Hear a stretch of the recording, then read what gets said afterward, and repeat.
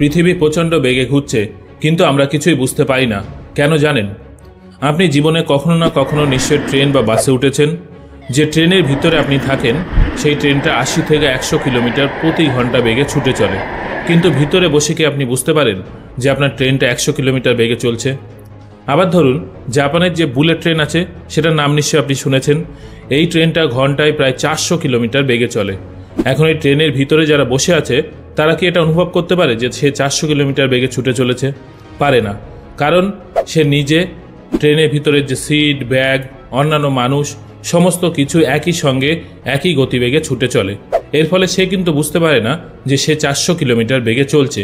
ঠিক একইভাবে পৃথিবী প্রতি ঘন্টায় 1670 কিলোমিটার গতিবেগে ঘুরে চলেছে, কিন্তু এই ঘূর্ণনের বেগটা আমরা বুঝতে পারি না, কারণ আমাদের সঙ্গে পৃথিবীর মাটি, বায়ুমণ্ডল, গাছপালা, পৃথিবীর উপরে যাবতীয় যা কিছু আছে সব কিছুই একই গতিবেগে একই সঙ্গে ঘুরে চলেছে। এর ফলে আমরা কিন্তু বুঝতে পাই না।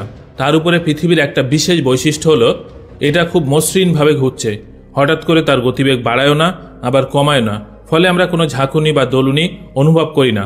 যেমনটা বাসে যদি হঠাৎ ব্রেক মারে তাহলে আমরা সামনের দিকে ঝুঁকে যাই। এই জিনিসটা কিন্তু পৃথিবীর ক্ষেত্রে ঘটে না। তাহলে মোট কথা এই দাঁড়ালো যে আমরা এক বিশাল দ্রুত গতিসম্পন্ন বুলেট ট্রেনের মধ্যে আছি, যেটা এতটাই মসৃণভাবে ঘুরে চলেছে যে আমরা সেটা অনুভবই করতে পারি না।